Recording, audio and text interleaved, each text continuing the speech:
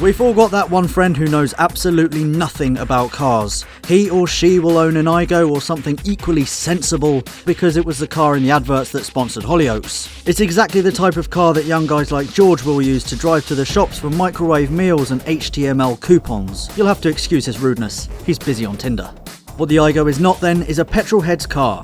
It's wrong-wheel drive, less powerful than a moped and about as cool as a tattoo of your ex-girlfriend's name. Which is why the guys raided its kitty, robbed a pharmacy, crushed up some pills, washed them down with a bottle of White Lightning and got to work making this, the insane Aygo Crazy.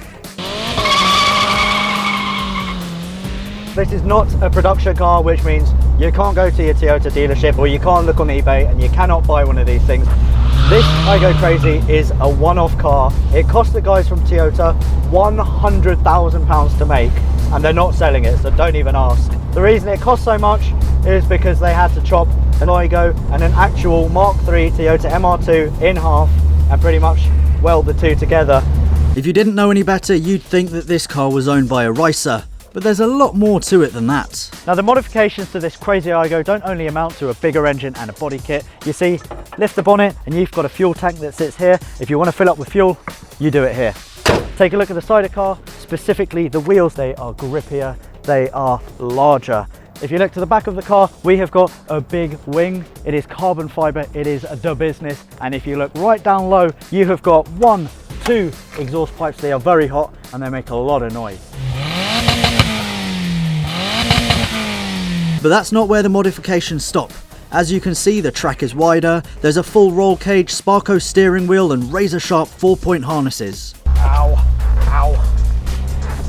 I can't tell you how painful this is at the moment. Oh, I'm gonna have such nappy rash on my shoulders. Do you get nappy rash on your shoulders? Now we're all up to speed, what's this Aygo MR2 like to drive? Driving the Aygo Crazy is a proper assault on the senses, and not only because I'm strapped in here and I can't move, but also because it's noisy. The engine's right behind me. I've got no power steering, which means that in town the steering itself is heavy, despite this being a 1,000 kilogram car. The noise, oh yes, and that turbo blow off, amazing, but again, assault on the senses. The clutch pedal feels like I'm doing a leg press, and these are the reasons why I bloody love the Aygo Crazy. Oh, the steering is so direct.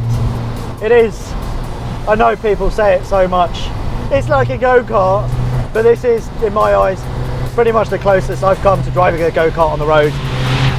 You know, with the exception of a Caterham or an actual go-kart, it's wicked.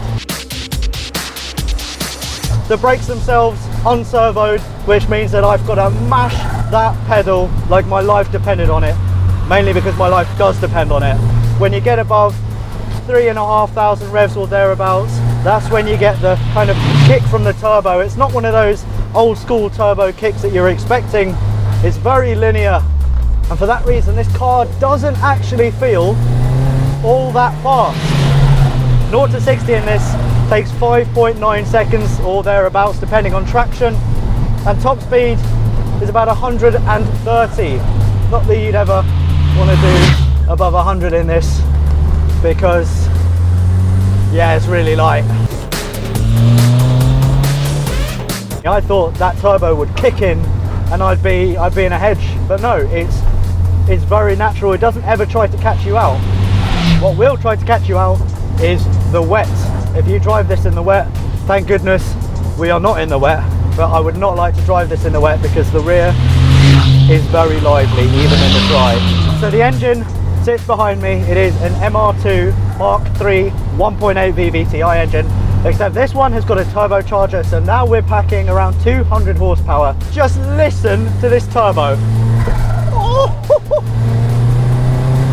Oh, let me play you the song of my people. This is a very manly car to drive. The gearbox is heavy. It's also very precise. It's a really nice gearbox. The steering, pin sharp. Look at that, just very little body roll there. And the throttle response is really good, very instant.